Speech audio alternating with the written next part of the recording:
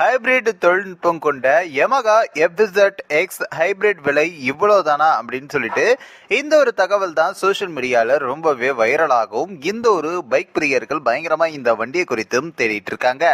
என்ன அப்படின்றத நம்ம இந்த ஒரு வீடியோல டீட்டெயிலா பார்க்கலாம். யமகா எஃப்இசட் எக்ஸ் அதாவது ஹைபிரிட் வந்து பார்த்தீங்கன்னா மோட்டார் சைக்கிள் அறிமுகப்படுத்தியிருக்காங்க.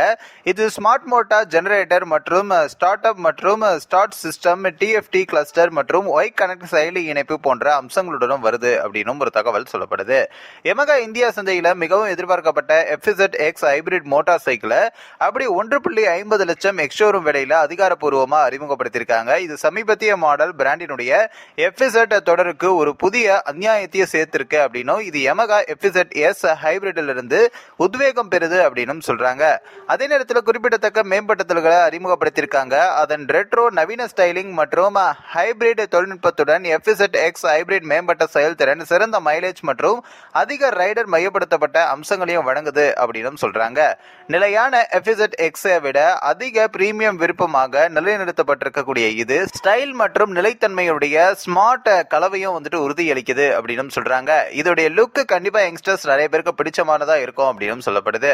ஹீட்டின் கீழ் வந்து பார்த்தீங்கன்னா அப்படிதான் யமகா எஃப்இசட் எக்ஸ் ஹைபிரிட் மற்றும் அப்படி எஃப்இசட் மாடல்கள்ல பயன்படுத்தப்படக்கூடிய அதே நம்பகமான பவர் பிளான்ட்டை கொண்டிருக்க அப்படின்னும் இது பைக் 149cc ஹேர் கூல்டு மற்றும் 4 ஸ்ட்ரோக் எஸ்ஓஎச்சி என்ஜின் மூலம் எரிபொருளை உட்செலுத்துதலுடன் இயங்கும் அப்படின்னு சொல்றாங்க. இது மென்மையான 5 வேக கியர் பாக்ஸுடன் இணைக்கப்பட்டிருக்கு. இந்த அமைப்பு பார்த்தீங்கன்னா அதிகபட்சமா 7250 ஆர்பிஎம்ல இருந்து 12.4 ஹெச்பி பவரையும் 5500 ஆர்பிஎம்ல அப்படி 13.3 என்எம் உச்ச உருமுகளையும் வந்துட்டு உருவாக்குது அப்படின்னும் நகர பயணம் அதாவது சிட்டி ரைடுக்கு இன்னொரு பக்கம் அப்படி ஹைவே ரைடுகளுக்கு வந்து இந்த வண்டி ரொம்பவே பொருத்தமா இருக்கும் அப்படின்னு சொல்றாங்க. மேபி இதோடைய மைலேஜ் வேணா டிஃபரன்ஸ் ஆகலாம்.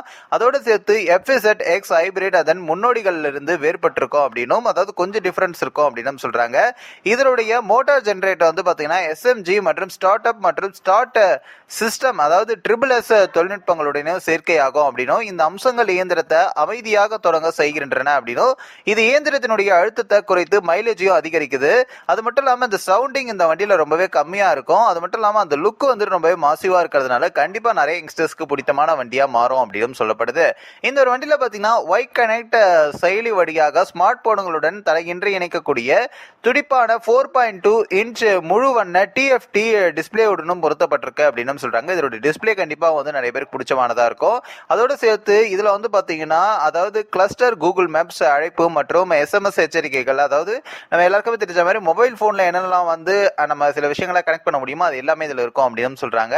இதோட அம்சங்கள்ல ஒன்றில் வந்து பாத்தீங்கன்னா சேனல் ஏபிஎஸ் மற்றும் இழுவை கட்டுப்பாடு, எல்இடி விளக்குகள் மற்றும் சுற்றுச்சூழல் உதவி குறிப்பாட்டுகள் ஆகியவை அடங்கும் அப்படின்னு சொல்றாங்க.